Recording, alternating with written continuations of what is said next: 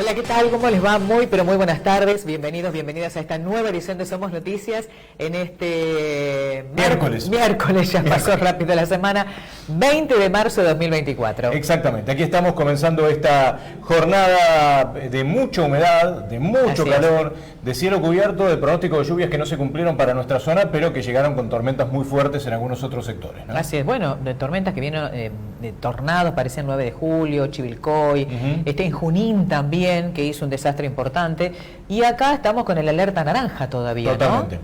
Totalmente, que esperemos que no se termine cumpliendo. De todos modos está todo el cielo cubierto, sí. Hay pronóstico de tormentas, habrá que prestarle atención a eso, pero hasta el momento no ha llovido. Es cierto. Bueno, como llover a madrugada, en realidad, sí, es cierto, tiene razón, yo no lo advertí, sí, me enteré después cuando estaba el pavimento mojado. Llovió a la pero madrugada. Digo que algunos esperaban cerca del mediodía, primeras horas de la tarde, la tormenta.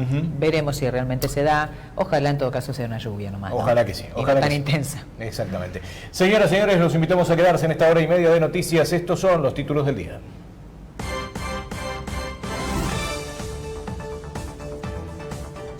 Cerró la planta de Dicasa en San Pedro tras 38 años de operaciones. Continúan los trabajos de Litoral Gas en 25 de mayo y Ayacucho.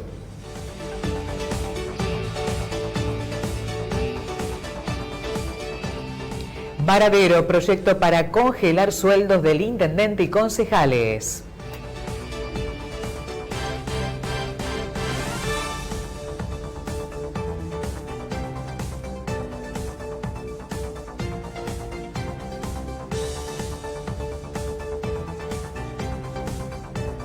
Comenzamos con el desarrollo de la información y lamentablemente una nueva empresa que cierra, por lo tanto varios trabajadores se van a quedar sin su fuente laboral, en este caso es la empresa Dicasa, que ya venía de alguna manera disminuyendo su número de empleados y decidió el lunes directamente cerrar porque no tiene trabajo como está pasando con tantas otras empresas. Bueno, sobre el tema hablamos en la mañana de hoy con el secretario de la Unión de Obreros de la Construcción, Horacio Azoni, que hacía referencia a esto puntual de Dicasa. La falta de trabajo hizo que directamente la empresa, después de 38 años de trabajar en San Pedro, decidiera cerrar sus puertas. Esto decía.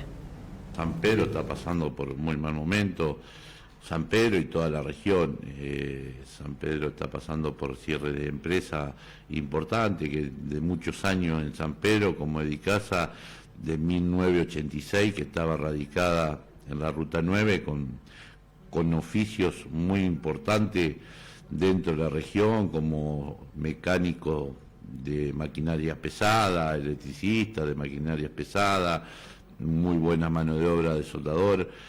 Hoy cerró las puertas por lo que viene pasando en el país, ¿no es cierto? Lo que viene pasando de las obras públicas lo vienen pagando los trabajadores, que los trabajadores no tenemos por qué pagar lo que han hecho gente o lo que dicen que han hecho, porque lo único que vamos a hacer, vamos a trabajar a las obras y para que las obras salgan, ¿no es cierto? No nos enriquecemos a favor ni en contra de ninguna obra, porque somos trabajadores que hacemos trabajo lo que lo pide la empresa y nada más.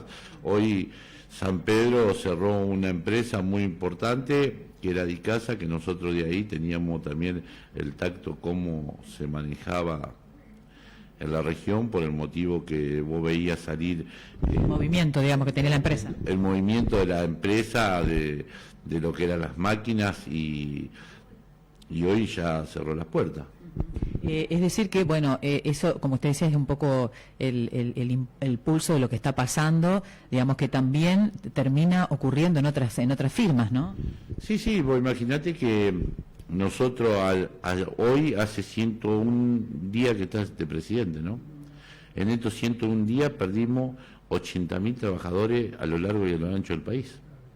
Es mucho realmente. Muy doloroso para el empleado de la construcción, ya lo que estamos viendo. Y así deben de ser gremios hermanos que están pasando lo mismo. Nosotros porque llevamos nuestros gremios y vamos viendo lo que va pasando, pero nuestro secretario general a nivel nacional ya los pasó a todos, más salió en Infobae la pérdida de mano de obra que hubo en el país, y si esto sigue así va a ser peor. Y en este caso, bueno, Dicasa, ¿cuántos empleados llegó a tener en su momento? ¿Cuánto tenía ahora? ¿Y el lunes fue que decidió cerrar la empresa? Dicasa llegó a tener con una plantilla máxima 45 trabajadores. En diciembre empezó a decir lo que venía mal, empezó a bajar y terminó con 9 trabajadores de la construcción, más gente huecara, más administrativo. Había entre 16 y 17 personas el último que ellos pensaban mantener, pero en estos 3-4 meses no se pudo sostener porque la empresa no pudo reabrir ninguna de las obras que tenía. La última que tenía, que era en Capital Federal, que era el viaducto, se terminó cerrando hace 20 días y así fue lo sucedido que terminó cerrando acá el obrador. Y en este sentido, digamos, ¿cuántos la antigüedad de algunos empleados? Imagino que hace años, y bueno, seguramente cobrarán la indemnización, pero bueno, lo peor es que se quedan sin trabajo. Sí, la indemnización la cobran todos los trabajadores. Hay trabajadores de 3 años hasta un trabajador que hace 40 años que estaba con la empresa haciendo lo que era la Ruta 9, que era el compañero Ramírez, tenía 40 años trabajando con Dicasa. Imagínate que ese trabajador hoy a dónde va. La liquidación la va a cobrar, la indemnización va a cobrar todo, que es un cese laboral, y después no vemos horizonte para los trabajadores de la construcción, no se ven reactivación de obra. Dicasa es un caso emblemático porque es una empresa, vamos a decirlo, decía Sony, que la planta San Pedro de Dicasa estaba dedicado a la logística y el mantenimiento de maquinarias y de vehículos, por lo tanto es una referencia de lo que está pasando en todo el país. Era la planta nacional de mantenimiento de estos vehículos. Al paralizarse la obra pública y la privada en casi todo el país, no tiene más trabajo. Exactamente. Por eso es que Dicasa cierra sus puertas en San Pedro, trabajando ininterrumpidamente desde 1986, lo comentábamos esta mañana. Sí. Con 9 trabajadores quedó al final. Claro. 9 trabajadores nada más. Al final, y después, bueno, ya sí. no continuará su trabajo. Una empresa que en nuestra zona atravesó la hiperinflación de Alfonsín, atravesó todo el periodo de cierre de fábricas de la época de Menem, atravesó el 2001, atravesó la pandemia, y en 3 meses, de diciembre a esta parte, tuvo que cerrar. Bueno, signo inequívoco del tiempo que vivimos. Esto mismo se traslada a otras empresas. Una de las más emblemáticas de construcción que quedan en pie en San Pedro es Prear, pero también esto afecta a la obra pública y privada de la región. Sobre este tema habló a Sony y esto decía. Prear, cuando me decía eso, yo le decía que se venía complicado, me decía, no, Horacio, estamos bien. Hoy Prear está bajando personal, se le empezó a complicar también, porque las obras empiezan y terminan, y no pudo agarrar otra obra nueva para poder seguir. Estaba haciéndole la obra al viaducto a Dicasa, una parte de la obra con el premoldeado, y como se frenó esa obra, se le frenó una parte importante a Prear.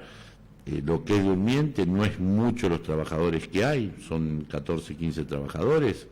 Después lo que es la planta de Prear, de todo lo que es columna de alumbrados, ya está parada.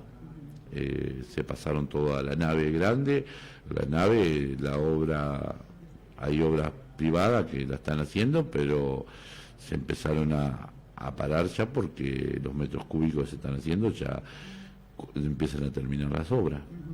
Es decir que, bueno, también están reduciendo el personal. ¿Cuánto en total tenían en un momento? Porque en diciembre, cuando había muchas expectativas, antes de diciembre, digamos, habían tomado incluso más personas para hacer algunas obras que tenían previstas llevar adelante. Sí, en Prear llegábamos a tener casi 180 trabajadores, hoy estamos en 125 trabajadores. Con los turnos se bajaron las horas extras porque estábamos a pleno con horas extras, estábamos trabajando los 2 turnos, la gente 12 horas todas, ya no hay horas extras para nadie, ya quedan 125 trabajadores y mirando a la baja como venimos. ¿Y la obra privada también se ha achicado? Y lo que pasa es que, como yo le digo a todos, la obra privada, una varilla de hierro valía entre 7.000 y 8.000 pesos y hoy vale 12. Un palo de ladrillo valía antes del fin de año 27, 28.000 pesos y hoy vale 70. Entonces no hay inversores para la obra privada porque no hay hoy no tenés número para cotizar, entonces está muy complicado todo, y con lo que están las cosas nadie quiere invertir, va a estar muy complicado, nosotros lo vemos muy mal, pero bueno, pretendemos que este presidente tome otro rumbo, fue votado por la sociedad y nosotros no estamos queriendo que el presidente se vaya, ni hacerle un golpe, ni nada. Nosotros lo único que queremos es recuperar nuestra fuente de trabajo para que los sanpedrinos y los trabajadores constructores a lo largo y a lo ancho del país tengan el trabajo que están perdiendo. Por último, Sony, ¿en la región hay alguna otra empresa que esté pasando por la misma situación dentro de lo que es el rubro de la construcción? Mira, yo todavía no estuve esta semana con reunión de comisión de la seccional, la vamos a tener el día viernes y ahí vamos a, pero sí, vienen pasando en muchas empresas de todos los lugares de la región. En San Nicolás había un Procrear también muy grande que se separaron 180 trabajadores también, que iba a tener 700 trabajadores. Procrear, se separaron muchísimas obras importantes. En Ramallo se iba a hacer una termoeléctrica y no se va a hacer, la termoeléctrica de Ramallo, está muy complicado. Acá se está terminando, quedan 120 trabajadores y no tenemos dónde reubicar los trabajadores. Antes terminaba una obra y empezaba. Estamos muy complicados en lo que es la construcción. ¿Y acá cuántas obras dejaron de hacerse que había trabajadores de la construcción empleados? Bueno, acá tenía vos las 84 viviendas, las 64 viviendas del costado del Barrio Futuro, más las 84, las 54 viviendas del Barrio Los Trabajadores, que se habían arrancado, las 25 viviendas Río Talas, se paró la escuela que estaba camino al Fortín, se paró el jardín. Escuela técnica, digamos. Técnica, esa se había arrancado, quedó con las bases hechas, se paró la ruta 1001, que se hizo un tramo y se paró. Cuando habla de jardín, ¿es el jardín que iba a estar ahí en Güemes y La Laguna? Güemes y La Laguna, la misma empresa tenía que empezar con el jardín a los 15 días y paró. Teníamos la ruta 1001, la ruta 191, había trabajo importante para San Pedro que había gestionado el intendente y hoy se paró todo.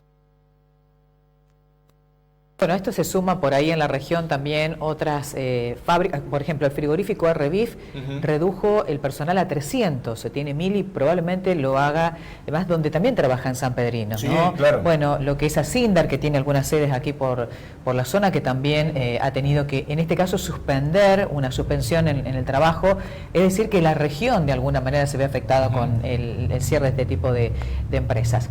Bueno, vamos a compartir con ustedes imágenes de una obra que ya hace cerca de un mes aproximadamente que vienen trabajando en el lugar. Empezaron con una denuncia que había hecho una de las propietarias de un comercio de allí de la zona, donde se sentía un fuerte olor a gas, y después fueron descubriendo que el problema era mucho más grande, por lo tanto empezaron a trabajar allí en las 4 esquinas, personal de Litoral Gas, en lo que es la esquina de 25 de Mayo y Ayacucho. Allí están trabajando las cuadrillas. Las tareas se iniciaron, como les decíamos, hace un mes aproximadamente, en donde los vecinos denunciaron este fuerte olor a gas. Cuando levantan la cubierta, los operarios se encontraron con una pérdida mayor a la esperada que atravesaba todo el sector, así que debieron realizar un recambio de las antiguas cañerías por nuevas en todas las esquinas, en las 4 esquinas de esa zona, y el trabajo va a continuar por una semana o 10 días dependiendo del clima, que por eso se ha suspendido y se ha demorado en el tiempo, ¿no?, por las lluvias que hemos tenido y demás.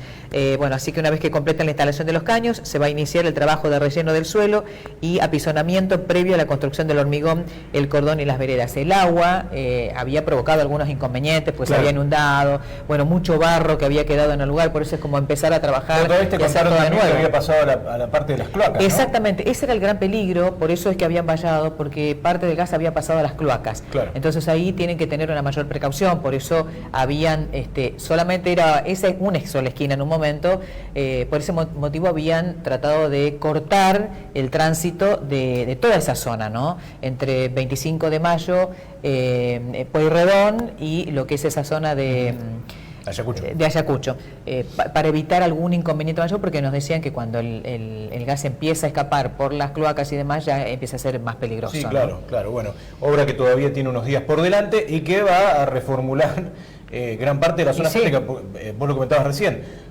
Una vez finalizado, esto después hay que pavimentarlo de nuevo. Totalmente, hay que Estamos arreglarlo. hablando de una zona las veredas céntrica, también, ¿no? absolutamente céntrica de la ciudad de San Pedro, en donde no es un mejorado lo que se tiene que poner, es un hormigonado, que habrá que ver después cómo se hace. Entiendo que esto está a cargo de Litoral Gas, de la misma empresa, no lo tengo en claro, pero supongo que la reparación de la calle... Que ellos dejan todo en condiciones. No lo tengo en claro. Pero lo vamos a averiguar, porque ahora me entró la duda con el tema del pavimento, ¿no? Claro, ¿quién lo hace? Las veredas también que han quedado las veredas, destruidas también. ¿Quién se hace cargo?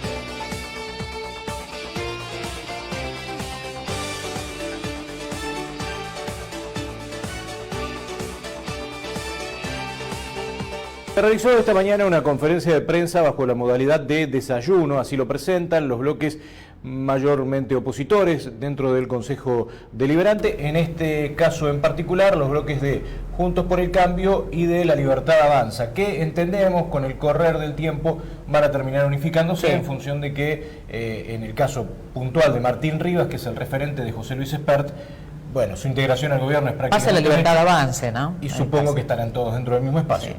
Hablando de La Libertad Avanza, Mauro de Rosa, presidente del bloque de La Libertad Avanza, fue uno de los oradores, fue uno de los que expuso los proyectos que se han presentado en este tiempo y habló específicamente en este fragmento que hemos elegido para mostrarles sobre la situación de las 84 viviendas y una convocatoria a autoridades del Departamento Ejecutivo que estarán en el Consejo Deliberante en estos días. Vamos a compartir lo que decía.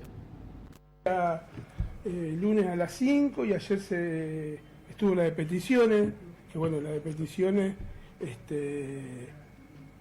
va a venir Martín Baraybar y la doctora Costa, que más que nada por el tema de las 84 viviendas, donde se le va a empezar a preguntar para ir indagando sobre el conflicto que hay en las 84, que nos tiene en vilo a todos los sanpedrinos. Pero bueno, yo quería hacer también hincapié de falta todavía conformar algunas comisiones más. Se conformaron la comisión del FOB, que va la mayoría, parte de la mayoría y la minoría también, que esas son las comisiones que ceden al Consejo Deliberante. Pero bueno, se han tratado un montón de proyectos que se presentaron en el verano. Yo creo que debe ser histórico que se hayan presentado entre 36 y 37 proyectos entre enero y febrero acá en San Pedro, en el Consejo Deliberante, donde pedimos en un montón de oportunidades que se reunieran las comisiones, y bueno, ahora que ya están confeccionadas las comisiones, empezar a trabajar cada uno de los expedientes, los que se giraron en labor legislativa directamente a comisión, y los que se votaron y que bueno, ahora el Ejecutivo tiene que dar respuesta. Yo recordaba en su momento las críticas que recibimos cuando presentamos esos pedidos de informe en su momento desde el Ejecutivo, y que después el Legislativo en tablas lo votó de manera unánime. Así que bueno, hay avance, hay buena relación en el Consejo para hablar. Ayer en una de las reuniones de comisión legislativa, de comisión de salud, se habló sobre un tema de un proyecto presentado por el radicalismo, que el doctor Creu, que es el presidente de la Comisión de Salud, había dado una descripción como que era un proyecto tribunero. Y la verdad que más allá de que haya algunos dirigentes de la oposición que no tienen representación en el Consejo Deliberante, dicen que la oposición en el Consejo es mala, acá está demostrado que con trabajo no es mala la oposición en el Consejo, y que además estamos entendiendo la oposición el momento que estamos viviendo, porque sería muy fácil pegar al Ejecutivo por cada una de las cosas que no funcionan acá en San Pedro. Nosotros somos responsables, vamos a los lugares puntuales donde tenemos que el Ejecutivo le dé respuesta a la sociedad, pero también hay una realidad que hay un montón de falencias y un montón de cosas que no se están resolviendo como corresponde. Estamos hablando de salud, del hospital, de obras públicas, de servicios públicos. si vamos a lo que son, nos espera un fin de semana largo de Semana Santa, porque bueno, Martín tiene el proyecto ahora que lo va a desarrollar, donde tenemos la entrada a la ciudad, y a mí me preocupa que vamos a recibir a los turistas que van a venir a dejar sus recursos a la ciudad en las condiciones que está. Yo creo que tendría que tomar nota y tratar de, por lo menos, que sean transitables siempre, pero por lo menos en ese momento donde va a haber mucho trayecto de entrada y salida de gente. Pero bueno, eso era más que nada contarles, como venimos contándole, como había comentado Martín, cómo se viene trabajando desde el Consejo y desde nuestro lugar. Bueno, es cierto que el fin de Semana Santa es uno de los fines de semana del año que San Pedro recibe mucha gente, y el de Carnaval siempre se medía como los fines de semana más importantes. Ojalá suceda lo mismo este año. Y bueno, sobre esto hubo algunas críticas por parte del bloque en cuanto al funcionamiento de la Dirección de Turismo, que tras la renuncia de Estefanía Bona no hay un nuevo nombramiento y no sabemos si lo va a haber, porque no era fácil conseguir a alguien. Esto nos lo había dicho en algún momento el secretario Mariano Arnal. Sobre este tema y la necesidad de conformar un ente turístico, esto decía. Una es el proyecto que presentamos ayer, en donde proponemos una convocatoria realmente amplia de todos los actores sociales que participan en turismo, instituciones intermedias, comerciantes, empresarios, funcionarios, ¿no? Y un poco empezar a cubrir lo antes posible esta cefalía que vemos en la Dirección de Turismo. Todos sabemos que asumió la directora hace 100 días como nosotros, renunció hace una semana aproximadamente. No vimos en ningún momento un programa de gobierno que pueda mostrarnos cómo se iba a trabajar la industria del turismo, la actividad de turismo en San Pedro. Entonces lo que proponemos es movernos rápidamente, conformar un nuevo ente mixto, lo que sería el germen de un ente mixto, porque el ente mixto tiene una independencia económica que todavía San Pedro no está en condiciones de afrontarlo, pero sí tener una gran mesa de trabajo para definir las políticas enfocadas al turismo. Respecto a lo que viene a Semana Santa, creemos y le pedimos al Ejecutivo desde acá, desde estos micrófonos, que rápidamente convoque por ese tema puntual a los prestadores, a los funcionarios, a las fuerzas de seguridad, para poder tener un fin de semana tranquilo, ya no digo exitoso, tranquilo, sin accidentes en las rutas, sin hechos de inseguridad, sin turistas frustrados, ¿no? Y eso realmente es un tema que preocupa. Vemos el calendario, estamos ya sobre las puertas y no vemos que se haya realizado ningún trabajo en ese sentido. El clima no ayuda, todas estas lluvias constantes quizás no permiten trabajar en lo que tiene que ver con la mantención de los caminos y demás, pero también vemos que no se ha hecho en los últimos años, ni siquiera en los últimos meses. Por lo cual es un tema de preocupación. Seguramente nos comuniquemos con los secretarios, nos comuniquemos con el Ejecutivo para preguntar lo que no están comunicando, lo que no se ve. Pero bueno, lo que tiene que ver con este proyecto en donde nosotros proponemos empezar a redefinir la matriz del turismo de San Pedro, es algo que, si bien requiere de movimientos rápidos y no seguir pateando la pelota para adelante, también va a requerir de una constancia y de un trabajo a lo largo del tiempo que nos permita llegar a la próxima temporada como primera escala, ¿no? A la próxima temporada de primavera-verano con herramientas para que el turismo de San Pedro empiece a recuperar afluencia, calidad de turistas, inversores, porque si acá no le damos algunas seguridades y alguna previsibilidad al privado, va a ser muy difícil que volvamos a tener productos turísticos. Y esto va a requerir mucho trabajo de mesas en donde se tienen que sentar los viveristas, se tiene que sentar un centro de comercio, se tienen que sentar instituciones intermedias y comerciantes representantes de cada una de las actividades, gastronomía, hotelería, boliches bailables, para poder, como les decía, empezar a redefinir esta matriz turística de San Pedro que hoy no está teniendo identidad, ¿no? La necesidad de agrupar a todos estos actores que te voy mencionando bajo una mesa, el nombre de una mesa de trabajo. Nosotros le pusimos Centur. En el año 2002 se conformó mediante ordenanza el EMTUR, ¿no? El ente de turismo que funcionó durante varios años como una especie de agencia de publicidad, en donde se sentaron bases y lineamientos que años después los vimos en un turismo de San Pedro reconocido a nivel provincial. Eso fue quedando en el tiempo, fue perdiendo vigencia, fue dejado de alguna manera como política de Estado de lado, y hoy es necesario ayornarlo. Por eso, dentro de esta ordenanza, proyecto de ordenanza que presento ayer, en uno de los últimos artículos pedimos la derogación de la ordenanza que conformaba, ¿no?, el EMTUR. Es un poco ayornarlo.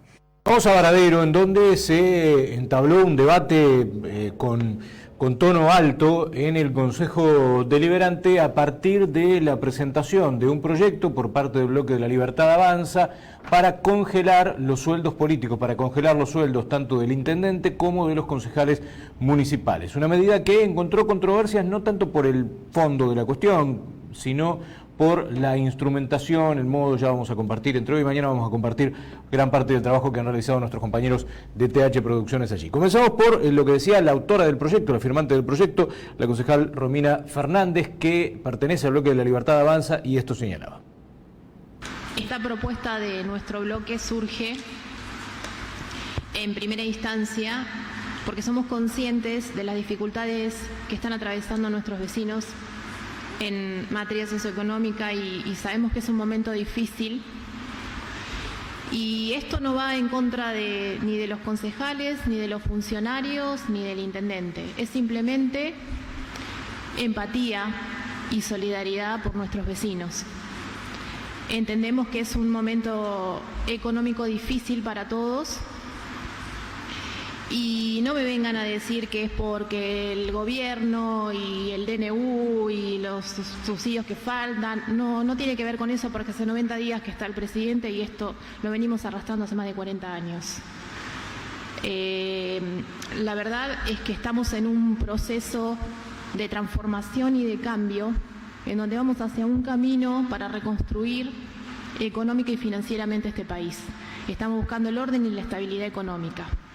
Y en ese proceso tenemos estas dificultades que hay que afrontar y tener un poco más de paciencia, porque vamos a poder lograrlo. Vamos hacia un camino de una Argentina pujante y próspera. Pero no estamos ajenos tampoco a las necesidades de nuestros vecinos.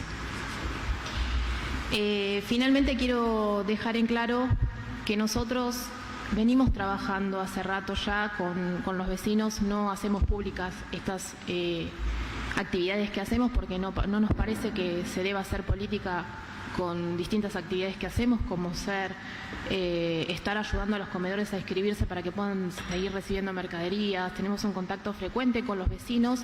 De hecho, vamos a continuar una vez al mes, como desde que asumimos, recibiendo a todos los vecinos. Tuvimos un inconveniente en donde pensamos que las instalaciones del Consejo Deliberante podían recibir a los vecinos porque entendemos que nos eligieron para que los representemos. Y bueno, lamentablemente se nos prohibió eso y tuvimos que recurrir a un espacio público para recibir a los vecinos en la plaza de enfrente. La verdad es que no íbamos a utilizar todas las instalaciones del Consejo y entendemos que el Consejo, como se nos dijo, es para trabajar administrativamente los concejales. Pero yo creo también que es para recibir a los vecinos, porque para eso estamos acá. En fin, eso no va a ser un obstáculo para que nosotros sigamos escuchando a cada uno de nuestros vecinos y entendiendo sus problemáticas y ayudando de la manera que podamos, porque para eso estamos y para eso nos eligieron. Nos vamos a quedar en este cierre del informe que han realizado nuestros compañeros con lo que decía Karen Copelo, que es concejala del bloque de la UCR PRO. Copelo vino como a bajar un poco la expectativa y en un determinado momento dijo, y ahora van a comprender por qué, mire, yo voy a hacer como el Grinch, porque le voy a bajar la espuma con respecto a toda esta cuestión casi navideña que se está atravesando. Vamos a compartir lo que decía. Están muy buenos los discursos, pero si se mandó archivo fue porque no se podía, porque tenemos una ordenanza que establece el monto de nuestros salarios, que votamos todos, entonces se superpone lo que queremos con lo que decimos, con lo que votamos, levantamos la mano, o sea que, perdón, soy el Grinch, le traigo la mala noticia de que votaron antes otra cosa. Y a su vez tenemos una ley provincial que establece cómo se calculan nuestros salarios, como también cómo se calcula el salario del intendente. Por eso es que me voy a parar en un punto neutro para que entiendan que no podemos intentar legislar a nivel local pisando las leyes provinciales y a su vez las propias leyes que nosotros mismos hicimos. Entonces me siento el Grinch de los discursos políticos, discúlpenme, pero la realidad es que ya votamos las dietas, llegaron tarde con el discurso, lo hubieran hecho cuando se votó el presupuesto. Discúlpenme, pero tengo que ser sincera. Y si no, hagan una nota de la misma manera que quiere el oficialismo ir contra el DNU para mostrar nuestra predisposición. Hagamos una nota todos mostrando nuestra predisposición para que le llegue a Kicillof para hacer un proyecto que modifique la ley orgánica, un proyecto de ordenanza o una nota o lo que quieran que modifique una ley provincial. Si no, discúlpenme, estamos perdiendo el tiempo hablando de discursos sin sentido, nada más es ideología política que les sirve a lo mejor para la publicidad a todo el mundo, pero lamento informarles que no se va a poder, porque hoy están diciendo algo que ya votaron antes y bueno, discúlpenme, ya pasó Navidad, esperen al Día del Niño, qué sé yo, qué quiero ofrecerles. La verdad que en este momento es discurso, es política, paguen publicidad si quieren, llegaron tarde, perdón. Eso, presidente. Estuvimos hablando con el director del Museo Paleontológico, José Luis Aguilar, porque bueno, en el archivo de los documentos que tienen ellos, que fueron entregados por el Juzgado de Paz, han encontrado uno que tiene vinculación de alguna manera al general don José de San Martín con su cuñado, una carta donde hacen referencia al accionar del ejército. Sobre esto puntualmente, José Luis Aguilar decía lo siguiente. El museo va revisando el archivo de documentación histórica que nos cedió la Corte Suprema de Justicia de la provincia en 2020 y el Juzgado de Paz Local, es todo el fondo documental del Juzgado de Paz Local, y lo que se va haciendo es un trabajo metódico de ir buscando documentos que tengan algún peso, alguna carga o alguna importancia histórica, ya sea por el hecho que cuenten o por la persona que lo firma, ¿no? Y en estos días, con Fernando Chodini, estuvimos revisando una carpeta de 1857 y ahí apareció este documento que es una convocatoria a desertores del ejército que impulsó Manuel Escalada, que Manuel Escalada fue el cuñado del general don José de San Martín. Fue un militar de gran peso dentro de lo que fueron las luchas por la independencia y era hermano de Remedio de Escalada, que fue la persona que se casó, la mujer que se casa con San Martín. Este militar, que arranca a los 17 años en el regimiento de granaderos a caballo, fundado por, en ese momento, teniente coronel José de San Martín, él arranca su carrera militar y después tanto la cercanía con San Martín como su carrera militar lo llevan a estar en hechos muy importantes de la historia argentina, batallas como San Lorenzo, Maipú en Chile, Cancha Rayada y demás, lo que lo hace un personaje muy trascendente en lo que es la historia argentina. Y bueno, cuando vimos este documento nos pareció interesante difundirlo, nos pareció interesante contárselo a la gente, mostrárselo. Y de hecho fue lo que se hizo, se digitaliza. Cuando hay un documento que tiene una carga interesante, se digitaliza y queda en esa colección que se va armando en una computadora que está destinada solamente a ir almacenando toda esta base de documentos digitalizados que van saliendo de ese archivo. Así que En este documento, Escalada lo que hace es un llamado a todos aquellos soldados que habían desertado de la fila del ejército, diciéndole que era como una especie de borrón y cuenta nueva, ¿no? Es decir, si vuelven a rendir honor a la bandera y empuñar de nuevo las armas para defender a la patria, vamos a hacer cuenta que acá no pasó nada. Era un momento muy convulsionado de la historia argentina porque era Buenos Aires contra el interior del país, eran guerras civiles en ese momento, y por eso este documento creímos que era interesante para sumarlo a lo que el museo... Como un dato más histórico, también hasta de color, si se quiere, ¿no? Sí, claro, aparte... La del cuñado, en este caso. Claro, primero tiene un dato de color porque es el cuñado de San Martín, y segundo porque es un personaje militar histórico importante, y después porque está en San Pedro ese documento, es decir, lo que hizo Escalada en su momento, ordenó la impresión de este comunicado y lo difundió a todos los juzgados de paz de la zona para que a su vez los jueces de paz lo mostraran en sus ciudades para que aquellos desertores que estaban por acá se enteraran y bueno, decidieran volver al ejército. El museo descubrió que entre su colección se atesora uno de estas copias, ¿no? Entonces nos pareció interesante difundirlo. Incluso por ahí en la redacción, ¿no? Palabras que por ahí ahora le escribimos con G, ahí están con J, no sabemos si eso se modificó o ellos no tenían bien... Era la caligrafía de época, eran costumbrismos, hay muchas palabras. A nosotros en un primer momento, allá por el año 2010, cuando se empezó con la transcripción de documentos escritos a mano, porque este es un documento que está hecho en imprenta, pero hoy la mayoría de los documentos que tenemos están escritos a pluma, manuscrito, entonces eso dificulta más. Y ellos en esa época utilizaban por ahí letras que hoy nosotros no, abreviaciones que hoy nosotros no, tenían palabras que hoy ya directamente no usamos y que ni siquiera sabíamos qué significaban. Y bueno, todo eso fue un aprendizaje que con el tiempo y transcribiendo centenares de documentos vinculados a la batalla obligada y a la historia en general, lo fuimos aprendiendo, pero a veces cuesta porque sí, tienen una caligrafía complicada.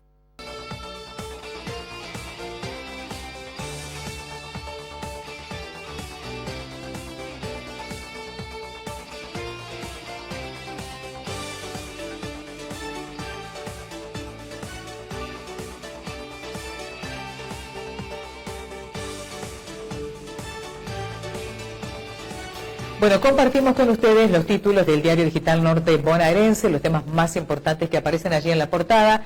Bueno, murió Roberto Perdía, uno de los líderes de Montoneros.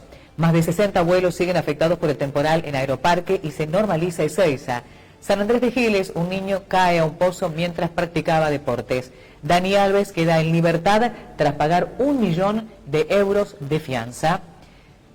Más noticias que tienen que ver con la región. San Nicolás volvieron a allanar el municipio gobernado por la familia Pasaglia. San Pedro, entre el 8 y 17 de marzo, llovió 269 milímetros. Horror en Neuquén, murió un niño de 3 años que quedó encerrado en el auto de su padre. Se inundó el shopping Alto Avellaneda por el temporal y amenazas a Maximiliano Puyaro y Pablo Haskin en el microcentro de Rosario.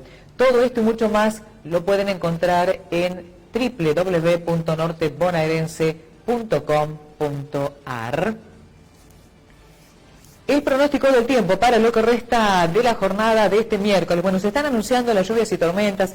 Hay alerta naranja hasta un poco pasado el mediodía. Vamos a ver qué pasa. Para mañana jueves mejorando, 23 grados de máxima, mínima 13, con un descenso de la temperatura. El viernes, 22 grados de máxima, mínima 11, con cielo despejado, lindo día.